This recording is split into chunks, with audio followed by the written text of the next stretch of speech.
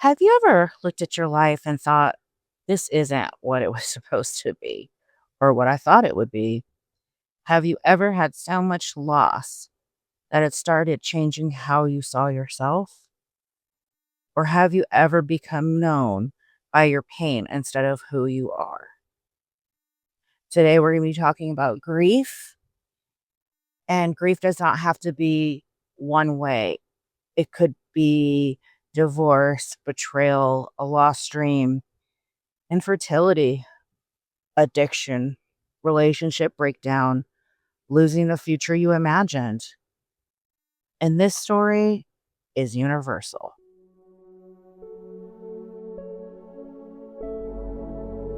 Welcome to Buried Truth. I'm your host, Rasana, and this is a space for honest conversations about real life. Messy people, complicated decisions, and the kind of moments we don't always talk about out loud. If you're here for polished answers and perfect stories, this probably isn't the place for you, and that's okay. But if you're here for something real, something raw, you're in the right place. Because at the end of the day, we're all just trying to make sense of the mess. So let's get into it. I'm going to tell you a story about a woman whose life fell apart in layers, not just one action or situation, but many. She dealt at first with something that us Americans really don't understand, which is famine. Have you ever been in a place where you didn't have money to buy groceries? I mean, the groceries were there, but you're like, I got $5 till payday. Okay. And I got to either pay to get to work or pay to feed myself. Have you been there? She also experienced leaving the place that she belonged to a place that she'd never been. Has that happened to you, where you had to get all your things and go and not know what stood on the other side of it? Then she loses her partner, her husband, and that is painful in itself. And then she loses her children. This wasn't one bad day. It was loss after loss after loss. Now, you may have not lost everything. Maybe you lost one, maybe you lost two, or maybe you lost it all. This story is for you. You are seen, you are heard, and you are loved. So let's get into the story, guys. I'm going to keep it real with y'all. This story is a hard one. And that is the whole point of these stories that I will tell. They're going to be hard, they're going to be rough, they're going to be funny, they're going to be just different layers of stories, but they all come back to the human situations that we all go through. Okay.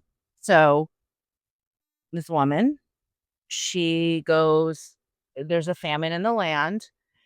Now, like I said, famine's a little bit different. We don't experience that as much here. So the best, scenario I could say is kind of what I mentioned earlier is like there's food, but there's no money. No, no, no. There was no food. Okay.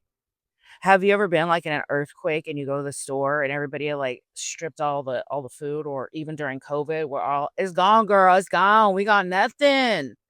I know we were worried about toilet paper, but what about the food? Like, get a bidet. Like, what are we worried about toilet paper? Okay, not the point. Not the point. Okay, let's keep going. So she and her whole family go to this other town. And y'all, the town isn't like a hop, skip, and a jump. It's like, woo, like you need to get in your car, boo, and it's gonna take you an hour to get there by car. But you know what the difference? It'll walk.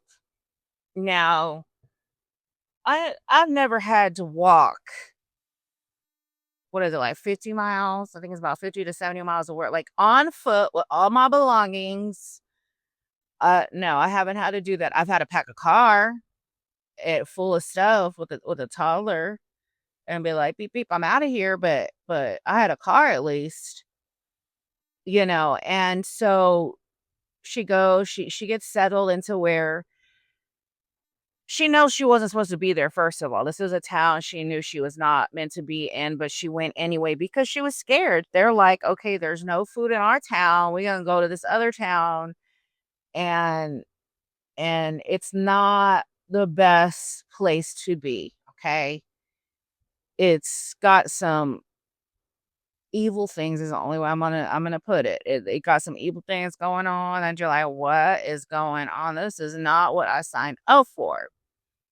But they stay there, and then I don't know how many years it is, it ever tells me, like, in the story.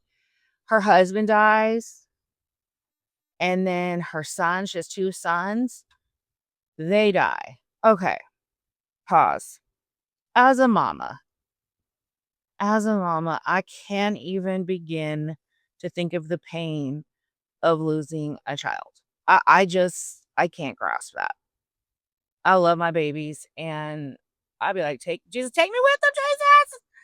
I'm not I'm going with them." I'd be dramatic like that. I would be dramatic throwing myself on the coffin. That's gonna be me, dramatic, but just like, sit your behind down. You ain't going nowhere, girlfriend."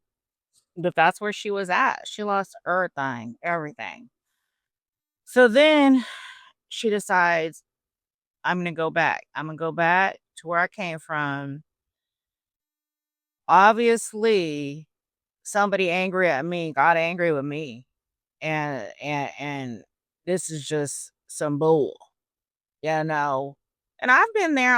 I'm keeping it real, y'all. I've been in that position where I was like, obviously, God don't like me. I'm not his favorite because he just be giving me this and that. I'm like, okay, I get it. I'm not your favorite. Can you let me breathe, Jesus, please? I know there's plenty of other people that you can mess with out there that are worse than me. I'm being real. That's what I thought. Like I've said before, I thought it was whipping boy or whipping girl, I should say. And so she packs up all her stuff and she heads back. Now, think of it this way though. Like I said before, it's far. If she got to walk, it's going to take her 7 to 10 days, is what I was reading. I was trying to figure out how far the map was. 7 to 10 days.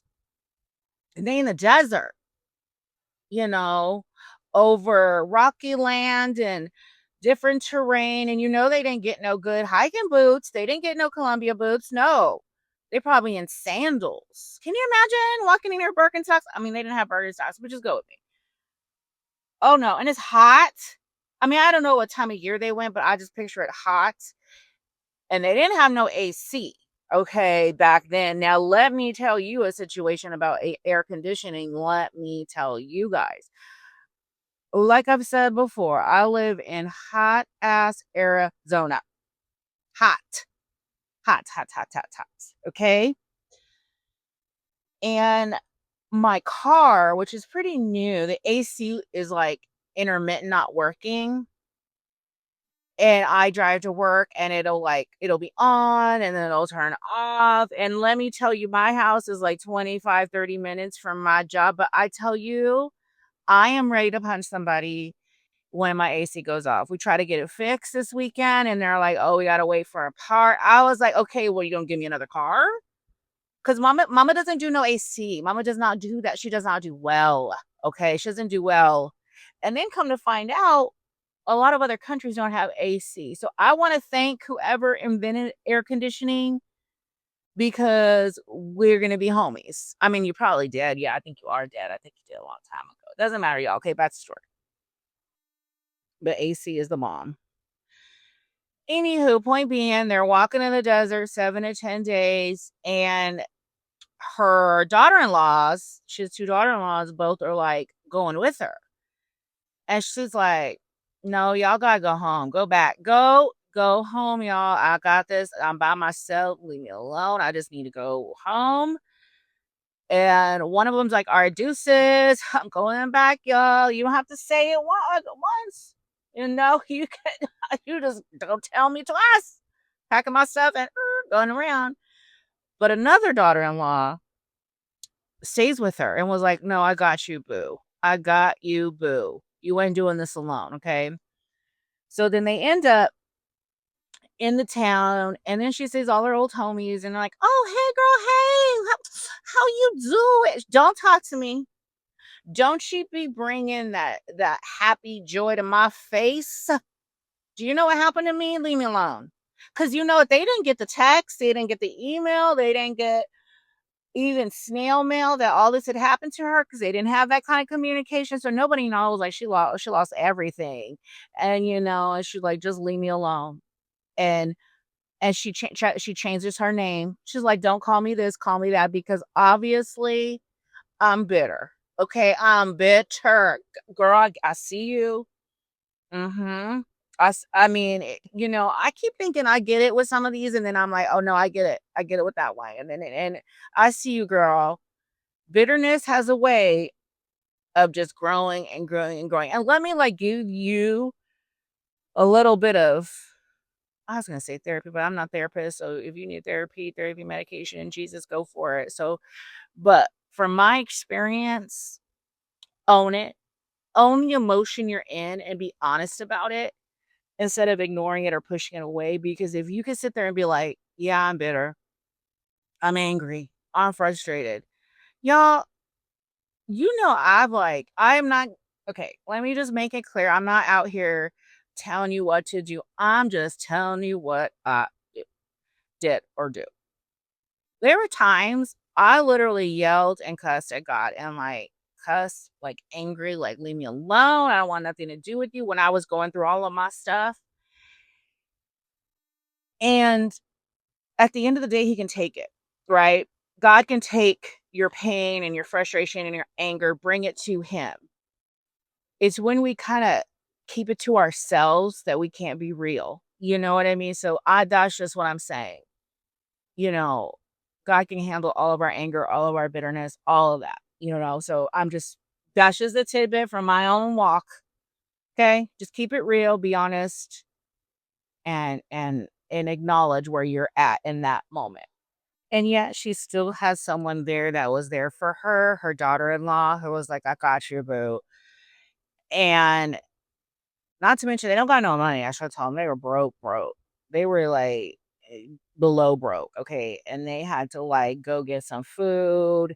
And like I said, it wasn't going to the market. It's straight up, okay, let me go pick some berries and some fruit off a tree. It wasn't fruit, it was wheat, but I just go with me. I think that's an easier way to explain it because us here, we don't gotta be picking our wheat and grind it and make bread. No, go to Sprouts. I love me some Sprouts or a grocery store and get our bread there. Okay. Okay. Or special bread, place bread, because you don't want the bread with all those ingredients. It's not good for you. Anyway, point being, I'm just giving you a picture. And you know what happens, y'all? You know what happens? So she's over there getting the wheat. Her daughter-in-law just getting the wheat. She's like, okay, we gonna grow up today. We gonna have some pancakes. They make pancakes. I don't know what they had, bread or something. They made something with it. Okay, they had food. They didn't starve. As she meets the owner, okay, and he got money, money, y'all. He got money. He's a very successful man. Okay, and he ends up, you know, taking a liking to her because she's, taking care of her mother-in-law. She's being an honorable person. And so he's like, okay.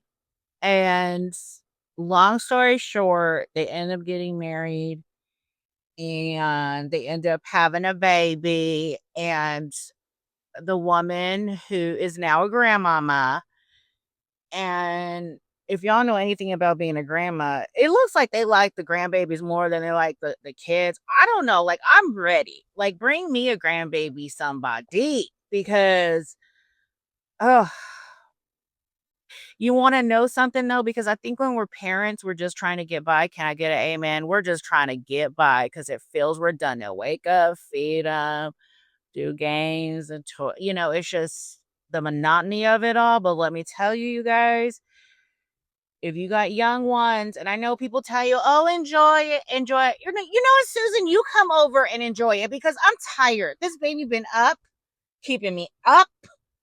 I haven't had anything to eat. I haven't showered. Now, pause. I never understood the not showering part. I'm not judging you, but there ain't no way I'm not washing my funky body once a day. When I have to, I will put that baby in a bouncer and put him in the not in the shower, but in the bathroom and take a quick shower because I no, I can't be funky. But you do you. I'm just saying.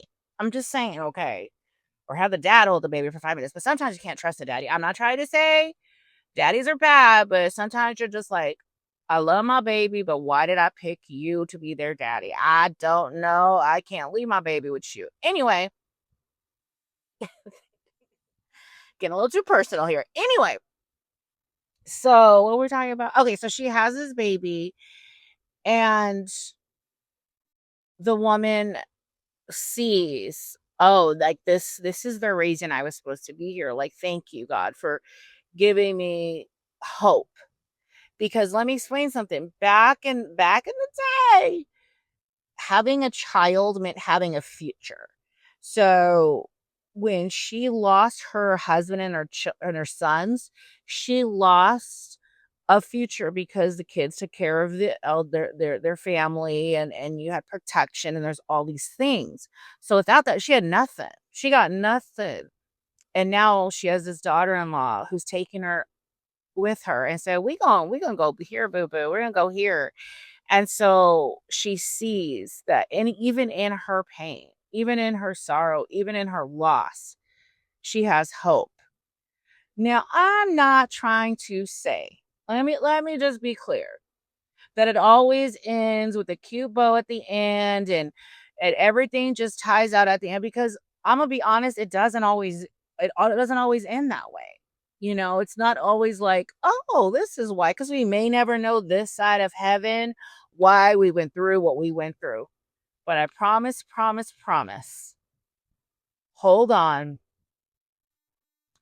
Know that you are loved, and know that there is a purpose with the pain. Maybe you were being dumb. I'm just keeping it real. Maybe you did stuff you weren't supposed to do. Hello, I'm holding my hand up. And maybe it's some consequences of some stuff you did. Hello, I still got my hand up because y'all know my stories. I was like, oh, this is my fault. And sometimes it wasn't. I was like, what did I do? I'm minding my own business, Jesus. But at the end of the day, there is always hope. And I can sit here and say that. Not because my life is perfect, not that everything is going great, but because I know now. And mind you guys, this is 25 years later, and I'm not trying to say it was easy. And I'm not going to say, oh, you just trust in Jesus and all works out. No, it's you have to wrestle with it, and get to a point where there's trust. Trust that God's got you. Okay? Okay. This is the messy middle where I get a little unhinged, tell you a story or two about my own experience, and hopefully bring it back to what matters. And today, y'all, might be a little heavy. I know I like to go off tough, maybe say a few cuss words, maybe drag a few people. But today, I'm going to talk about postpartum depression, anxiety, those kinds of things. So just be aware, that this is where we're going to go today. So, when I was in my 20s, I was in a relationship with my high school sweetheart. We'd already been together for 3 years by then, and we moved in with each other and got a little, what's the word? Lazy in our protection in the ways that make babies. Okay. So one of those days, we weren't as protected as we should have been. And this girl got pregnant. Whoopsie. Whoopsie. And I'm just going to be real, y'all. I was scared. I was terrified because, first of all, let's keep it real. I was not planning on having a baby at 21 years old. I got pregnant at 20. I was 21 when he was born. So anyway, that was not on the bingo card for 2001. Nope. I thought I was going to get married. I thought My ex at the time, we were not married yet at the time, was gonna be a firefighter. I was just gonna stay at home, and be a firefighter wife. That's what I thought. And life said, "Oh, really? Oh, really? That's what we gonna do? No, girl. Go this way." So when I found out I was pregnant, you guys, I'm kind of embarrassed. I thought I had a bad hangover because my periods weren't consistent. So I was just like, "Girl, this is a bad hangover that you have." And so I was at the store for something else, probably some Milk Duds or something like that, because I love me some Milk Duds. Those are the bomb. And I just grabbed a pregnancy test just out of just, okay, maybe I'll just look because, and guess what? Y'all go home.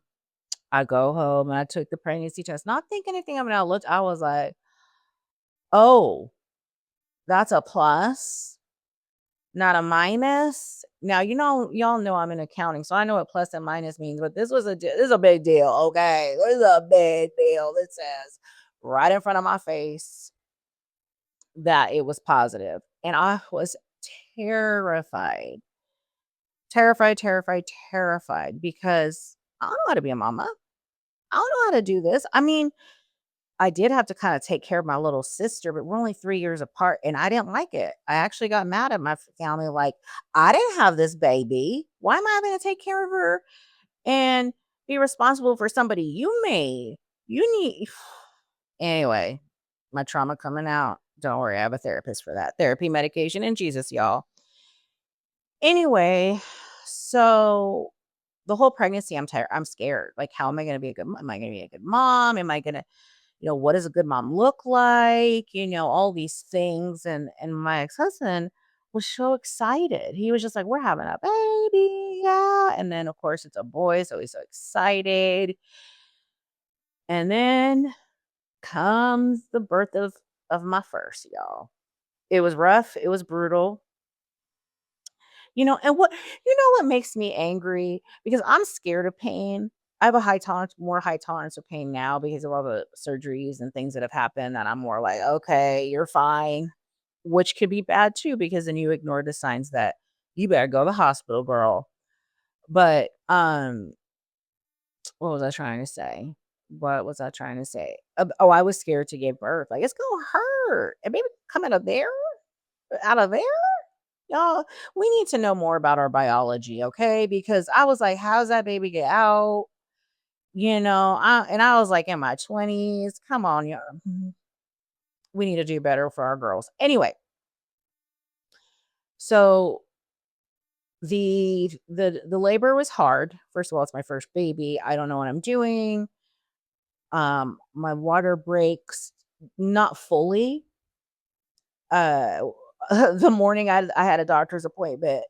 And that morning, y'all did I might have told the story before, but I was in the shower because I gotta be clean. Don't you be going to the doctor funky.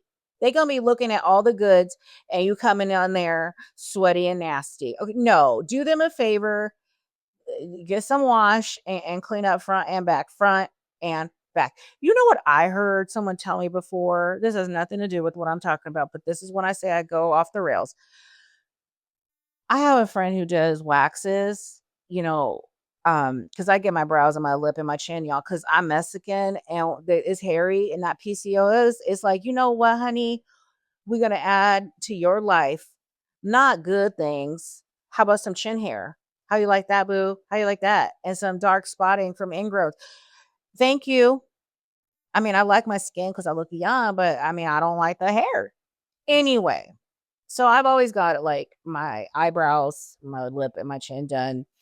And I'm not kidding y'all. The stories I hear about these women getting waxes down there, coming right after the gym, and just like, here you go, get in there. I mean, out there, not in there, because when you get a wax, they don't go. But you know what I'm saying? You have no respect to go wash your ass. Ugh, you nasty. You nasty. Okay. That's my public service announcement. If you're gonna go get a wax downstairs, you better go wash downstairs. Okay? Thank you. You're welcome. So then the thought of all these people are gonna be seeing this, and I'm in labor, and you're naked, and it was like, "Who's gonna see me naked?" And so well, no, that's not what I was at. Sorry, y'all. So it's the morning of this appointment. I'm getting out of the shower, and I'm I'm drying myself off, and I start what I thought was peeing. And I was like, "Oh my gosh, I'm just," and I don't know. This is my first baby. I think I'm peeing myself. I start crying because I'm grown up and I pee myself. But kind of find out, y'all, that was my water breaking. Just FYI, when you're that close and it feels like you're peeing, but you don't, just be careful out there, okay? So we go to the doctor's appointment, and he's like, "Oh, yeah, your water broke. We need you to go to the hospital." Okay, so we go to the hospital. And it was a hard labor, y'all. They induced me, and if y'all know anything about inducing that, it makes it 1,000 times worse, 'cause they basically threw me into labor. Ugh, and so that was in the morning. So I went to the hospital, they did the Pitocin, all that stuff, all that whole day until the next day. 36 hours this homie had me. 36 hours, y'all. And no meds. I forgot to tell that. I didn't do that on purpose. I didn't do no meds on purpose. No, give me the epidural. I don't care if I just walked in, get the epidural today. Right this second, please. Yes. Paging epidural man, come to me. Okay. But what had happened, y'all, was my epidural didn't take because something about it didn't take. Because I remember when I was getting the epidural, and for y'all, what's crazy for y'all that may not know, when you're having epidural, you're having contractions. So you're supposed to keep your back straight in the midst of an epidural with a big old needle going in your back anyway. But thank you, God. Thank you, Jesus, for the epidural, because I don't know how you women do it. Bless your hearts as you sit there in the water. Nope. You take me to a hospital. You give me drugs. Thank you very much. I know it's not therapy, medication, and Jesus, but it is some medication, and I will take it. Yes, please. I'll take two. If she don't want it, I'll take it. Okay. Anyway, they're giving me the epidural, and I can only feel like on my left side or something like that. And you're supposed to feel it on both sides. And he literally is like, "Yeah, it's not gonna work." What do you mean it's not gonna work? You better come back and try it again. Not gonna work. You mean I have to go through this without no drugs? No, no, no. I think you got the wrong room, sir. I think that was a different patient. So basically, I had to go through labor for it was 35 hours because lo and behold, they came back because I was probably a hot mess because I wasn't screaming or nothing, but I was cussing. I said the F word like you wouldn't believe, y'all, like you wouldn't believe. So anyway, an hour before he's born, they gave me an epidural. It takes. I asked the man to marry me, even though I was already married. I don't care. I fell in love that day. Had the baby, and let me tell you something. Let me tell you something. When I say that the moment my son was born, I felt off. I felt off. Almost like giving birth is when all of my emotions went with him. Is the only way I can explain it. It just was like, something's wrong with me. And I remember saying that right after he was born, something's wrong with me. And so, whatever, we're at the hospital, we get home, and I'm just, I don't feel connected. I don't have that, oh my gosh, my baby, I love you so much. I was just like, who's this person? And isn't that crazy? Because it's like he's been in your body for 9 months, but it's almost like it's a stranger. And I remember laying down before we got home. Should go back a little bit and looking at him, and he looking at me. I'm like, "Who you?" He's like, "Who you?" You know what I mean? That's what it felt like. Who are you? Because you kind of are strangers, right? Like you're learning this person, this human being that completely relies on you, and that is when the darkness fell. Is all I could say. I went through severe postpartum depression. I mean, every day I get up, I feed him, I burp him, I change his diaper, but it was almost like automatic. It wasn't like, "Oh, let me snuggle," and do it was just like, "This is something I gotta do." And it was bad, you guys. I was so depressed and I started having panic attacks. I didn't know what a panic attack was. Now it's like, "Oh, hey, you, I see you. I know what you are. Hey, panic attack. I see you." There's like, I know it by like the back of my hand. I was like, "Get behind me, Satan, with that shit." Like, I ain't trying to get no panic attack. Therapy, medication, Jesus. That's all I'm gonna say because panic attacks are coming from somewhere. They don't. It's your body telling you something. Run, girl, run, or something. Whatever there's a reason for it. Okay. I'm not a therapist. No. So go. Y- Anywho, and I had these like morbid thoughts. Never to hurt him. Let me be clear. It was never to hurt my baby. Like it was more for myself. And just I would see these dark images. Like I couldn't watch like murder mysteries or any of that when they was gore like that. It would just like send me into this like deep spiral. Well, later come to find out I had OCD. With OCD, you have some crazy thoughts, then you freaks you out. It's like basically something you would never do, but the images are just haunting you. So one, I think I'm crazy. I'm having panic attacks. And I've got nobody, y'all. My husband at the time, he was taking care of the baby and he was getting up at night, but he was getting frustrated with me because, for whatever reason, I can't speak for him. I was no longer this party girl, love to have fun. I'm up for anything, down for anything. I am literally this shell of a human being. That's the only way I can explain a shell of a human being. And that went on for a long time. That went on for a long time, you guys, and it was hard. Oh my gosh, it was so hard, y'all. And yet, and yet, and all of that hard and toughness and all of that pain, at the time, I didn't think there was hope. I can be honest with you because everybody's like, "Oh, hope and believe." Hope in what? I wasn't a believer. I wasn't a Christian at the time. Like, hope in what? This is dark. This is just, it's not worth being here. I mean, why am I here if I'm gonna live this life and I'm not a good mama? I'm like, he deserves better, all of those dark, dark things. And I'm gonna be honest with you, it took me a very long time to get help. A very long time.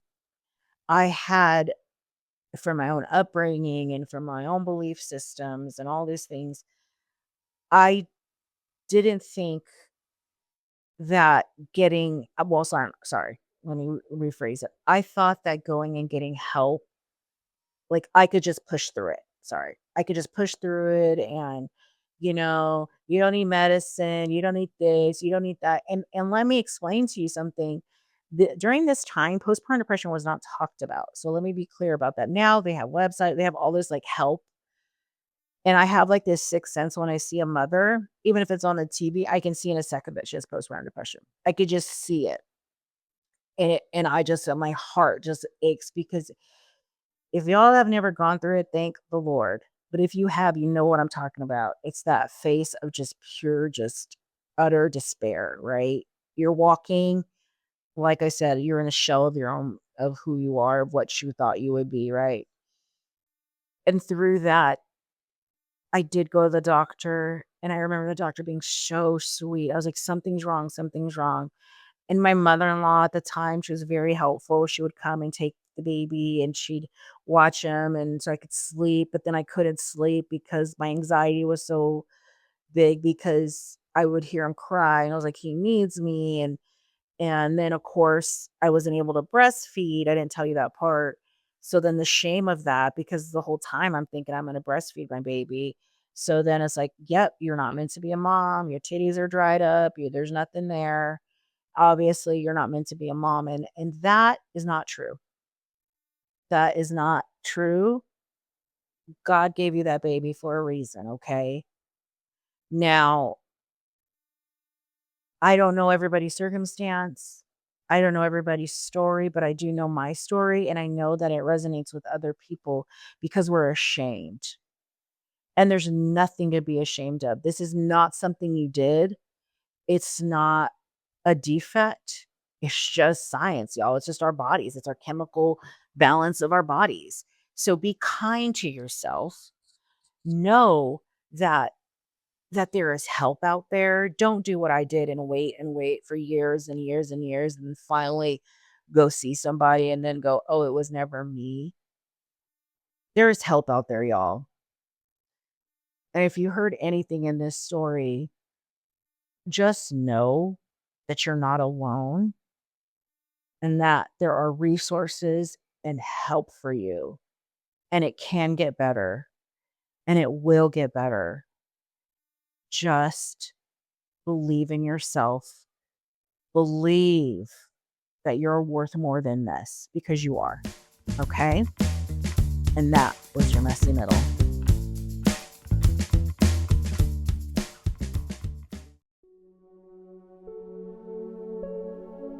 Now, I know that this story might have been hard for some of you, and maybe you see yourself in the story.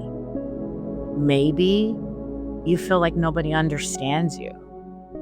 Maybe you're carrying grief nobody can see. Maybe life has unfolded differently than you imagined. Maybe you're struggling to recognize the person you've become. Maybe loss has changed you in ways you never expected. And if that's where you find yourself today, you're not alone. The woman we've been talking about felt that too. She experienced loss so profound that she no longer wanted to be known by her own name. She believed her pain had changed who she was, and her name was Naomi. What Naomi couldn't see, that God was still writing a story beyond her pain. That story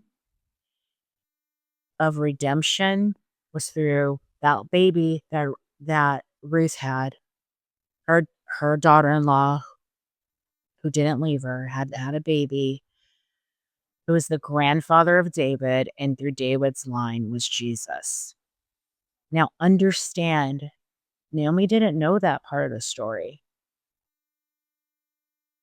And this story is for us to remember that God is in the midst of our pain, and He is writing a story that we can trust that He knows what He's doing. Ah, you guys, that was a hard one. But the same God who saw Naomi sees you. The same God who met Naomi in her grief meets you there too. Not after you've figured everything out, not after you've healed, not after you've cleaned yourself up. Right here. Your loss is real, your pain matters, but it is not the end of your story. Because hope is found in a person, and that person is Jesus. The one who enters our grief, the one who sees what we cannot, the one who is still writing stories of redemption long before we can see the next chapter. No matter what you've been through, you are seen, you are heard, you are loved. And if this story sparked any, sparked any interest or maybe touched you in ways you didn't think they would, her story, Naomi's story, is in the book of Ruth. And if you're walking through postpartum depression, anxiety, grief, or emotional overwhelm, you're not alone. Support is available. The National Maternal Mental Health Hotline is open 24/7. Their phone number is 833-852-6262.